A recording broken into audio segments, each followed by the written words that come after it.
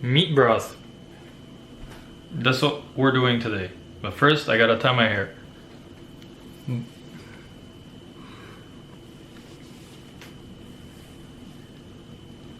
There we go. Obviously, I think this is something that everybody knows, but to get like a good, I guess you could say like baseline going, I'm making stock because stock uses scraps, and I'm a very big proponent of using your scraps to make stuff. So this is the first episode in a series I'm doing on how to use meat scraps and meat that are undesirable to make nice stuff. So what do we find undesirable? I mean like awful, like organs, like brain, liver, hearts, tripe, sweetbreads, tendon, all the organ meats, plus bones, the head, the snout, the feet, the ears, things like that. I want to make a series about how to use those animal pieces. And my first episode is going to be about making broth. So we're making meat broth. Like I said, it's pretty simple. I pre-roasted my bones because otherwise it would have taken too long and it would have ruined the pacing of my video. So I pre-roasted bones, beautiful.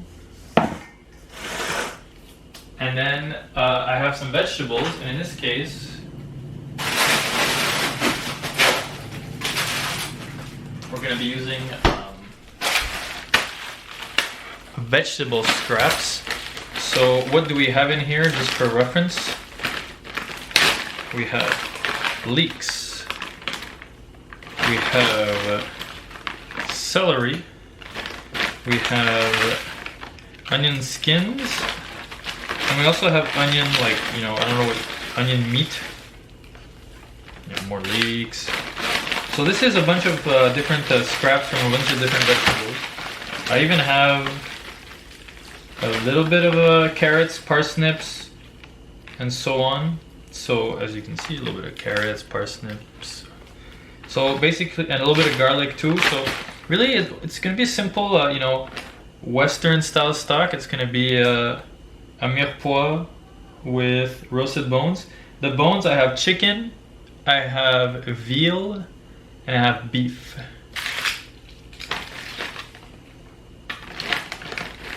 So first thing we're gonna do is we're just going to kind of lightly cook these. They're frozen, but it doesn't really matter. So follow me. It's pretty nifty, these things. Look at that, you can actually see inside now. Look at that, you can see inside. My production value is increasing. I'm getting so much better. So we're gonna raise our heat.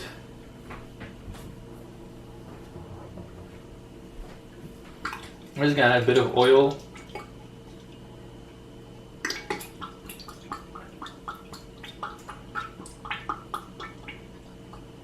Just to coat the bottom. And we're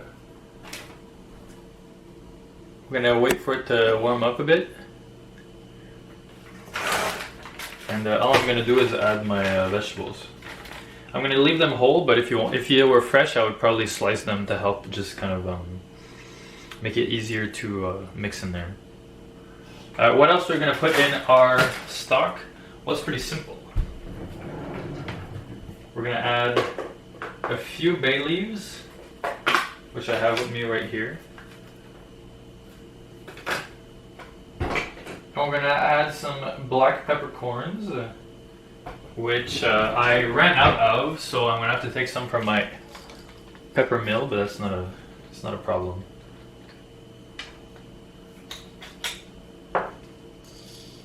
Just like a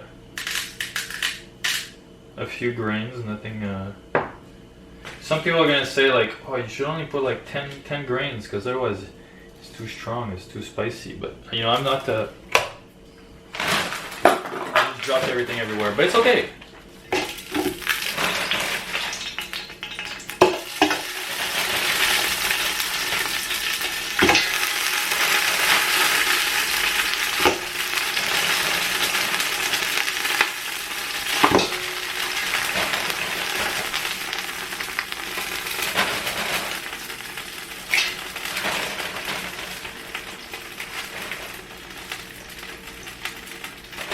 let's just dump everything, ice included.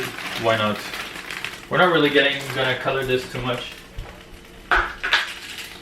My only problem now is that I have a bunch of black peppercorns on the floor, but I can pick these up while no problem. You know, sometimes you're clumsy and stuff like this happens, but you shouldn't get discouraged or anything. You know, just keep on doing your stuff. You know, you can't give up. Oh my god, I feel like a fool scrounging around for little black peppercorns, you know, but whatever. Good thing I broomed. Good thing I cleaned the floor this morning. Alright. So, except a lot of celery, a good amount of onions, not many carrots. So I'll add carrots. I'll add some carrots. I have some. I have other scrap vegetable bags. No need to worry. And this we just want to kind of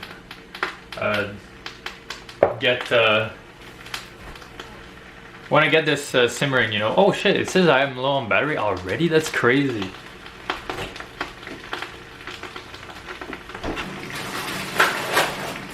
We're also gonna add frozen aromatics. So here I have thyme, sage, a bunch of parsley, and more thyme. So thyme, sage, thyme, whatever. I'm just putting it all in there. I'm not being very... So it might seem like a lot, but you know, this is gonna go for a pretty long time.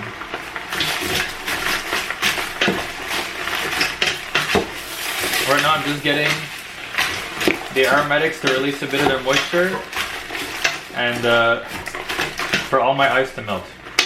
But it already smells really good. Carrots. I'm gonna add carrots because I feel like I want a little bit more carrots in here. Since I have so much, because celery is quite strong and onions I can't get enough of. So to kind of balance everything out, I'm gonna add these carrots, and I'm also gonna add this leek that's getting pretty gnarly in my fridge.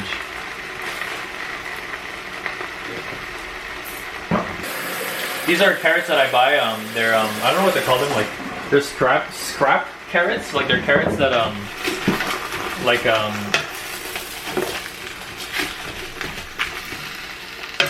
they're carrots that they sell that are like not nice looking, so that people can pay less for not nice carrots. I'm adding the white part of the leek. I'm adding roughly cut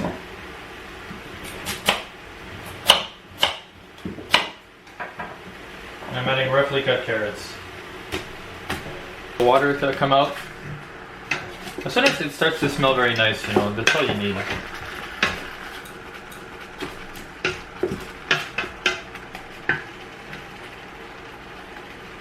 I'm gonna add my bay leaves and my peppercorns, scrounged from the floor. Gee, it seems like what I thought was meat was actually... what I thought was a root vegetable was actually meat. So that's pretty cool, actually. Speaking of meat, now that it's smelling very nice and there's a little bit of like sweating and caramelization going on, I'm gonna have my chicken carcasses and my meat and my veal and all the juices. So I'm adding the onion skins because it adds color and it adds taste.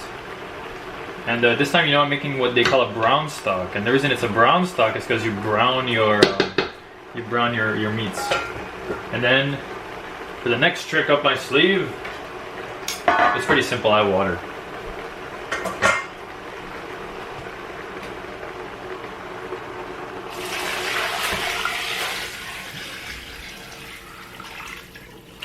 So I'm covering everything with water.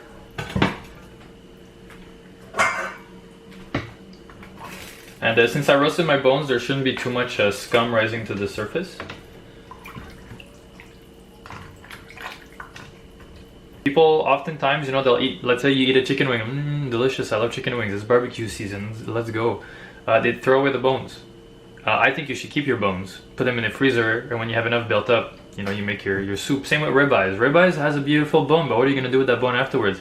T-bone, same thing, what are you gonna do with that bone afterwards? Keep all your bones. You know, when you're looking at a little recipe online, it's like, oh, you gotta cut all the gristle and all the fat and the silver skin. What do you do with that? Keep it, freeze it, make stock eventually with it. You know, this is a very simple, very home style, rustic stock. I'm just using scraps, vegetable scraps, meat scraps. This, right now, technically you could say cost me $0 except for like the 2 carrots I put in, the 3 carrots I put in there. Like, of course it did cost money to make because I, you know, in the past I bought these chickens, in the past I bought that steak, in the past I bought that veal, in the past I bought these vegetables. Like, all of this would have been stuff that I would have thrown away or would have got them bad. I froze all of it, and now it's gonna turn into a stock that's gonna have a big yield. It's gonna be delicious, and I'll be able to use this in many dishes to make sauces, soups, stews, and much more. So right now, all you do is you want to bring this to a simmer, and as soon as it gets to a simmer, you're going to let it simmer. All right, my camera died, so I'm coming to you from my phone, just like old times. And I just wanted to show something that I think I should have showed, because at first I thought it was obvious, but not in retrospect. You know, people might not necessarily know about this. So this is the roasting tray where I roasted all my bones. And you have all these like caramelized proteins and fats and sugars at the bottom. So I added boiling water, and I'm just kind of gonna scrape with a wooden spatula to release all this delicious goodness from the bottom. But this is all flavor. This is all like delicious. This is why steak tastes good, or why like roasted chicken tastes good. This is all the roasty, delicious flavors. So I'm just gonna scrape this, not too hard. That's why I'm using a wooden spatula, so as to not break the aluminum.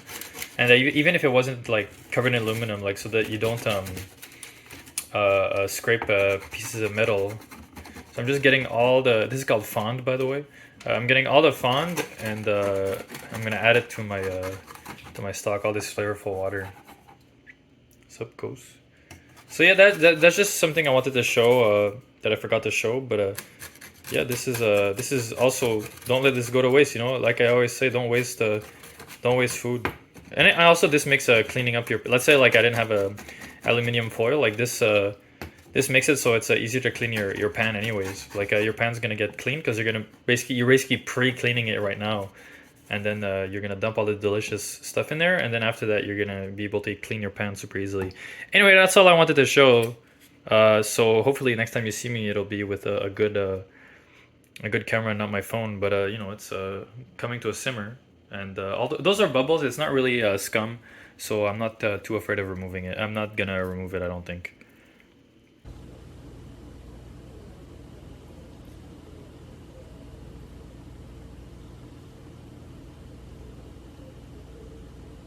She's looking in the direction of the stock. Oh, Meeps. So anyways, I just came to look at the stock real quick. You know, it's doing its gentle simmer thing. You can see everything at the surface is kind of like caramelizing, and there's a lot of collagen and gelatin that's kind of building up at the top. That's pretty much what you want. Just that slow simmer. And I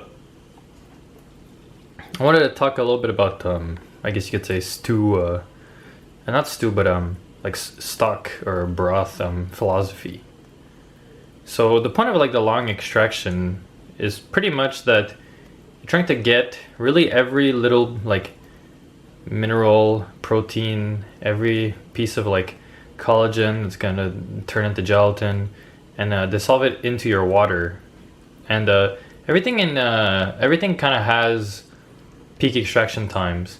Vegetables, which are pretty simple to break down in wet heat, tend to have peak extraction time of like a few minutes to like an hour at most. Maybe really tough vegetables might have more. And but usually like even after an hour, like you get most of the flavors out of your vegetables, all the like really relevant ones. But meat has like a more longer and more complex peak extraction time. So for example, chicken, you'd be close to like 3 hours, and then veal and pork, I would say like 4 to 6 hours, and then beef is like 6 to 8 hours. But peak extraction time is just like the kind of the minimum amount to get most of what you want, but you can go for longer. It's just that sometimes if you go for longer, you end up what's the word I'm looking for? You get a bit of like diminishing returns, but also the flavors might get muddied a little bit. So basically, for example, if you were to put a carrot at the start of your stewing process, or your soup making process, or your stock making process, and then you waited 12 hours, let's say, the carrot would have given its flavor to the stock, to the liquid, but over time, like, it gets denatured and broken apart so much that while the elements of the carrot are still in there, they've broken into something slightly different, so they'll taste less like carrots and more you'll get like that general like sweetness and kind of minerally quality of root vegetables. So if you're making like ramen, for example, when you make your broth, you're really going to be specific about when to put each of your ingredients. So you'll start with your meat and your fish, then you'll add your vegetables at a specific time, you'll add like your mushrooms at a specific time, you'll add maybe like dried fish or like certain things later, you'll add your katsuobushi at the end if you want to let it steep. Like, everything kind of has a purpose, and you put it at a specific time. So this amount of time it's only the meat, and then here you start to put other things, but here you start to put other things, here you start to put other things, to really get like those specific flavor that you would get from simmering for a specific amount of time. So if you're really specific about certain flavors that you want in your stock, you should consider their peak extraction and how long you want to add them. But for a general purpose stock like this, where you just want like really complex, deep flavor, where it's kind of general purpose and kind of in French we'd say passe partout, so like you can put it a bit anywhere and do anything with it, then you could just start with everything like I did. I'm not too particular about the exact, how much of the carrot I'm going to taste, how much of the leek I'm going to taste, how much of the celery I'm going to taste. The only thing I will say is that I think on average I tend to put more vegetables and aromatics in my stocks than most people. I think most people would put about half the amount of vegetables I added for the same amount of meat, more or less. But that's just me. I like having a lot of vegetables. I like to make like very strongly vegetable flavored stocks that have also like a really robust meatiness to them. But everybody kind of does it differently. It's so free form anyway. Just shove everything into water and let it simmer for a while. So anyway, I'm gonna go to bed and I'm gonna let this simmer. I'm gonna lower the heat. Like right now, it's a pretty good simmer, as you can see. Like, it's very gentle, but it's a good, like pretty steady simmer. I'm gonna go to bed and I'm gonna lower the simmer to a really, really, really, really gentle simmer, like a little bubble here and there instead of kind of consistent bubbles.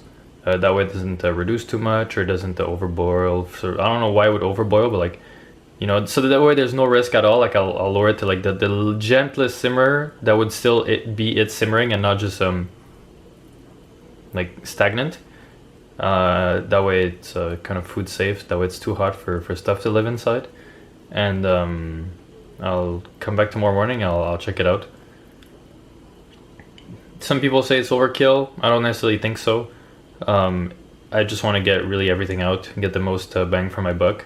And plus this is a general purpose stock, so it doesn't really matter. So anyway, we'll continue simmering it.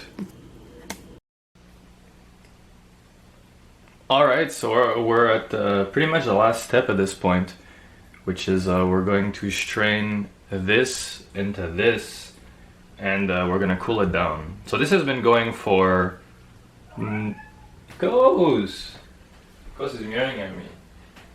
Yeah, this has been going for nearly, I said at like 9 p.m. last night and it's 2 p.m. right now, so you know, it's been a while. I just kind of let it go overnight, and then I did my morning routine, and now that my morning routine's over, hello. My morning routine's over, I'm finally gonna strain it. I didn't really necessarily want to make it go this long, but it's not gonna hurt. And some people will dump just everything through the strainer, but there's a lot of solids, so I'd rather do it. I'd rather do it in batches, and also I'd rather not disturb the contents of the broth too much. That way I can get a nicer, clearer stock. Like in this case, the stock is cloudy because there's just so much stuff in it, and you know, there's a lot of, like, you know, added a little bit of oil, and I kind of stirred I stirred this a little bit, and like I went for like a decently aggressive simmer at times. If you want like a perfectly clear stock, you know, you really want to simmer it really gently, because any sort of like agitation from the bubbles due to like a boiling or like a heavy simmering will cause small particles to mix into your broth, but also it'll cause fat to kind of slightly emulsify into there. Because it's an all-purpose stock and I'm going to use it for everything, it doesn't really matter that it's like cloudy, or that it has like some fat emulsified in there, or like some protein mixed in there. But some people will say, oh, it's not a clear stock, so it's not like, well made. But it depends on your applications, you know. As far as I know anyways, like, you know, when Italians do like brodo di carne, like when they make a meat stock like this with all their scraps and everything, like they kind of go for pretty aggressive simmers because they want a little bit of that like emulsification. Me, you know, I'm either or, you know. Sometimes I want like a really clear stock if I'm gonna use it as is, like to make soup, or I'm gonna use it as is to make like a gelatin, or to make like a consommé or something. But consommé, you're gonna clarify it further anyways. This is like a home style all-purpose stock, mostly used to get rid of my scraps, meat scraps, vegetable scraps, mushroom scraps, any scraps you can think of, you know, I'm gonna use in this. Right now, Coast is trying to get attention. He's climbing up in my fridge. I'll show you, because it's pretty funny looking.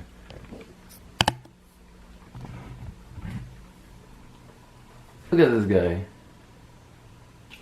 You know, I have a what they call a chinois strainer, but I don't think it's necessary, because the stock is not. It doesn't have like too many fine particles. If it did, you know, then I might want to use my chinois. But with this, just this fine mesh strainer, I think it'll do perfectly fine. And a way you know that like your stock has fully extracted everything that it should have is that if you were to taste any of this, whether it's the meat, the vegetables, the mushrooms, or anything, like it should taste like absolutely nothing. Well, it'll taste like the broth a little bit because it's been like sitting in the broth, but like it shouldn't taste like anything. It should just be its own kind of neutral, bland flavor. And the other way you can tell is that the bones are getting like porous, and the bones are getting soft, and the bones are kind of like breaking apart too.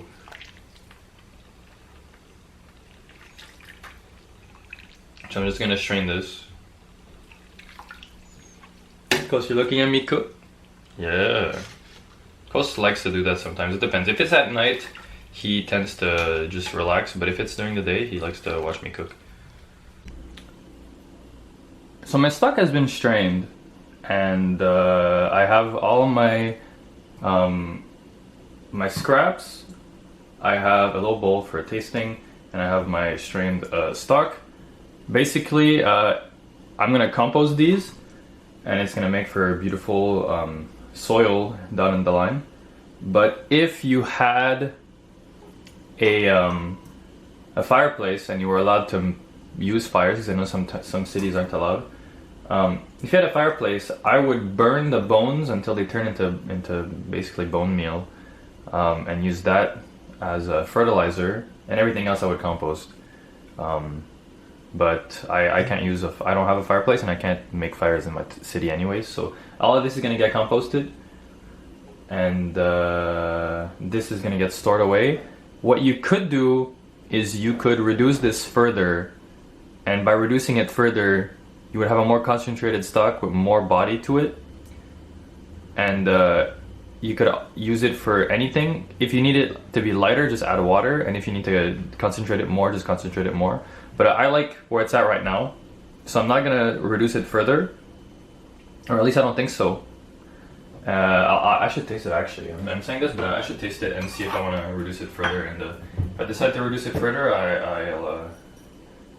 I'll just let it boil. Because at this point, you're not too afraid of having stuff clog your stock, because it's already all like there's nothing left. So like, of course, there's fat in here. It's not perfectly strained because I actually ended up aiming. Like I aimed wrong, and some stuff went into my my stock, but it's okay because as I put it away, it won't matter. But basically, yeah. So you add a little bit of salt because this is unsalted. So you add a little bit of salt, and then you taste it with a little bit of salt to see where you're at.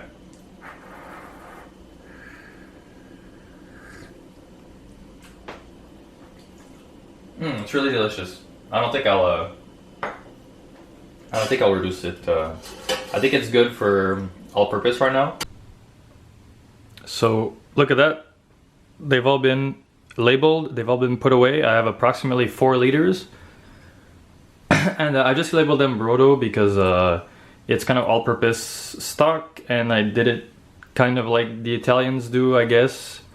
It's a mixture of basically my labeling is I'll write beef broth, I'll write chicken broth, I'll write if it's like specific meats, I'll write Brodo if it's like a mixture of meats, like in this case, and if it's Asian style stock, I'll write like chintan or I'll write like paitan. And I don't usually label I don't usually say what color of stock it is, because you can usually tell by the color. So like, this is clearly a brown stock, and if I was making a white stock or a light stock, it would be much paler. So I don't usually label what kind of color stock I make. I just label what like protein is in it. And I have them all cracked slightly open so that the steam can escape. That way there's no like weird pressure buildup and gas expansion and shrinkage when it cools down and stuff like that. And basically you want to cool this down as quickly as possible, and then freeze it, or just cool it, or just directly put it in the freezer. The reason you want to cool this down as quickly as possible is because the temperature and the environment is very, what's the word I'm looking for? Very like beneficial to bacteria growth. So you want to get rid of this heat as much as possible, as quickly as possible. So now that our broth has been completed, I wanted to read a part of a book I like about food and food science. It's called On Food and Cooking, The Science and Lore of the Kitchen, if I'm not mistaken. The full title is On Food and Cooking, The Science and Lore of the Kitchen, completely revised and updated by Harold McGee. As you can potentially read, just a simple book. There's a section on bones and on sauces, and in the sauce section it talks about broth. And I wanted to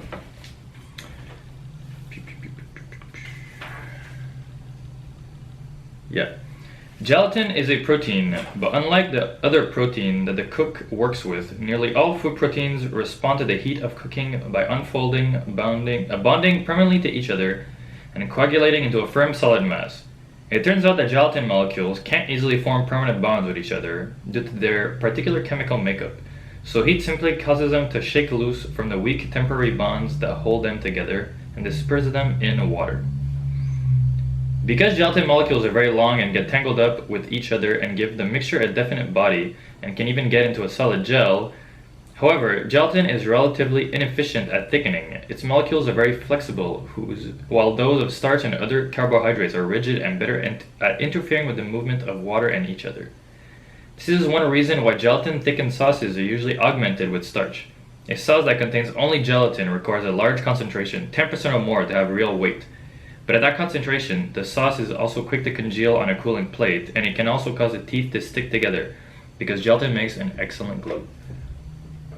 So gelatin is really good for you, at least as far as I know, and it's got you know, people say like, oh, you know, lots of gelatin and collagen, it makes your skin beautiful. So that's why I look so young and so beautiful, even though I'm a crusty 78-year-old man, is that I eat a lot of stocks and soups and delicious long extracted meats.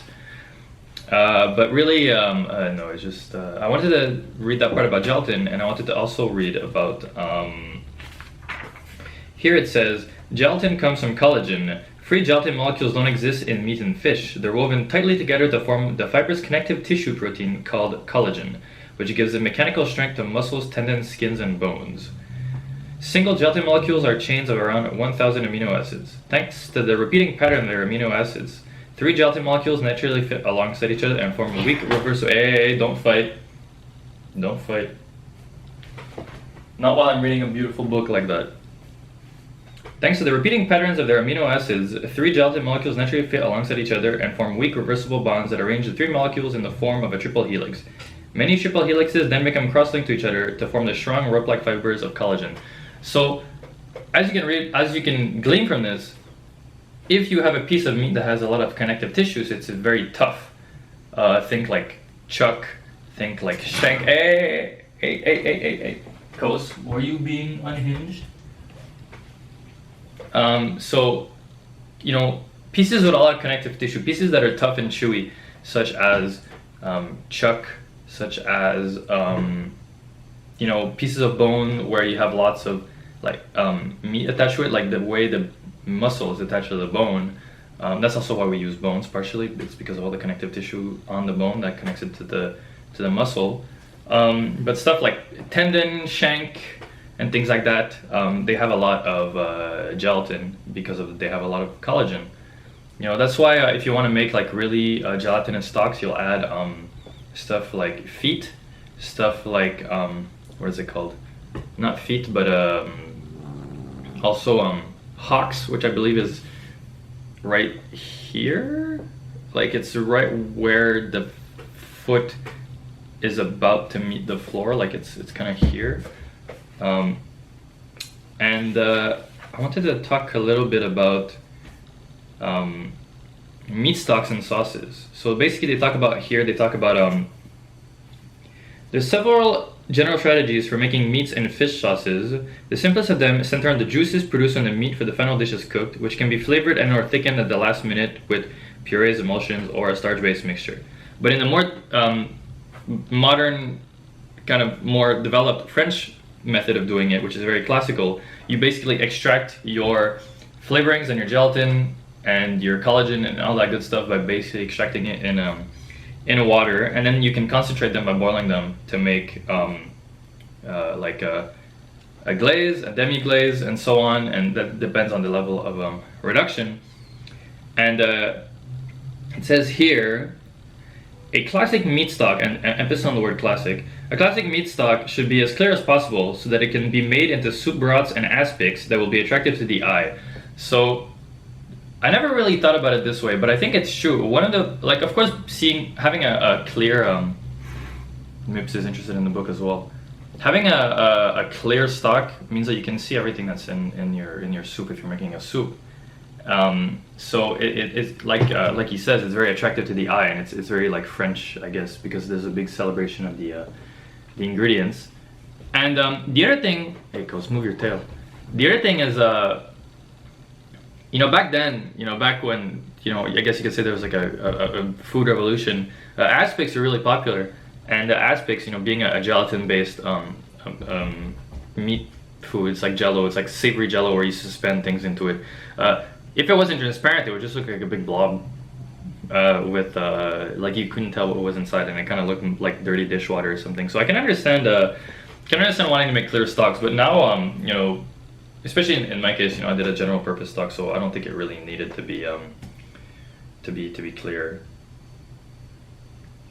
But basically, here he says, many of the details of stock making have to do with removing impurities, especially the soluble cell proteins that coagulate into unsightly gray particles. So this is the scum, which as you cook your proteins, there's been all these like unpleasantly tasting proteins that will rise to the surface and form like a gray kind of thick matrix of like proteins and fats and bubbles and all that gross stuff. And if you let your stock cook with it at the top, well, one, it impairs evaporation because it basically creates like a little network that kind of traps your bubbles and from escaping. But also it'll cook down against the size of your pot, and as evaporative moisture makes its way out, it'll kind of crust at the bottom and redistribute itself into your stock, and it's gonna add kind of like a muddy, kind of bitter, kind of unclean, like gamey taste to it. So there's many ways to get rid of that scum, and one way is to soak your bones in salted water overnight to really draw out a lot of the impurities. Another way is to roast your bones, which is what I did. Another way is to blanch your bones. So basically, you add your bones to boiling water for maybe like 1 to 3 minutes to really get all that gunk out. Then you rinse your bones, you rinse your pot, and you make your stock with it. There's many ways to do it.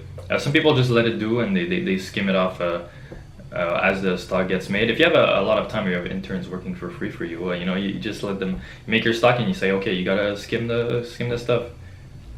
And something that people always ask, and I mentioned it a little bit earlier, is that like the reason you simmer your stock is because you don't want that that agitation from all the bubbles to from the boiling to emulsify fat into your stock and to basically break down the proteins even more and create a more muddy looking stock. So it has to do with clarity and taste, but it also has to do with the fact that here it says the importance of a cold start and uncovered slow heating. After the blanching or browning, the meat solids are started in an uncovered pot of cold water, which the cook brings slowly to a gentle simmer and keeps there, regularly skimming off the fat and scum that accumulated at the surface. The cold start and slow heating allow the soluble proteins to escape the solids and coagulate slowly, forming large aggregates that either rise to the surface and are easily skimmed off, or settle into the sides and bottom. A hot start produces many separate and tiny protein particles that remain suspended and cloud the stock, and a boiled turns particles and fat droplets into a cloudy suspension and emulsion. The pot is left uncovered for several reasons.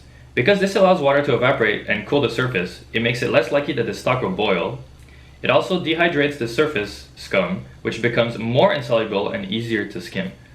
And it will start the process of concentration that will give the stock a more intense flavor. And then after that, the book talks about like concentrating your stock by dehydrating it, making veal stock. It talks about using an egg white protein to clarify your stock. But that's beyond the scope of this video. Maybe one day I'll show it as like a technique video. But I wanted to make a stock video because I wanted to basically show you, I guess, like a really easy, really straightforward way, you know, no fuss, no muss. Like I just put everything in the stove and I let it cook for, you know, over 12 hours. But basically, I wanted to make my first episode of the how to process undesirables into delicious food. I wanted to make the first episode about making broths and stocks because I think it's the most cost effective and the most low effort with the biggest yield thing to do. And you don't even need to do it with meat scraps, really. You can also just do it with vegetables, like make a delicious vegetable stock. But yeah, thank you for watching the video. I hope maybe you learned something about stock making, and if not, I hope at least it inspires you to not waste as much and use your meat scraps and vegetable scraps to make delicious, beautiful broths. You know, today I made a brown stock. Maybe in the future I'll do a video on white stock, but the process is really similar. It's just that you don't brown your meats beforehand, so you have a kind of cleaner, more mild flavor, and that way it serves for more applications. Because a brown stock, you know, you'll usually add to things that you want to develop an even more brown flavor with. In this case, you know, at home I have some white stock and I have some brown stock, so for me it doesn't matter. But if you eat a lot of stews, I would recommend making brown stock more often, and if you eat a lot of soups, I would recommend maybe making white stocks more often. But it really depends on how you feel about it too, because a white stock can be browned. You know, if you cook something in the oven over a long period of time, all those proteins in the stock will rise to the surface, caramelize, and then if you redistribute them into your stock, it'll add a brown flavor to it anyways. But that's more so if you do it in the oven, because oven has convection heating, whereas my cats are fighting again. Whereas you know, if you only cook something on the stovetop, then only the surface will very slightly dehydrate, but not really brown, because it's only heating from the bottom. So if you really want that brown flavor being developed from a white stock, you should cook stuff in the oven. But anyway, if I don't stop myself, I'll keep rambling about broths and stocks. But I really just want people to make more stuff with their scraps, and think about saving money. Think about saving. I guess you could say saving the environment. I don't really think that something as minimal as that is going to do anything. But hey, Coast, look at that. And you know what? Yeah, why not finish the video on Coast's butt? Thanks for watching. Please go make some food. Please feed yourself. Have fun with it, and just enjoy yourself. Thank you.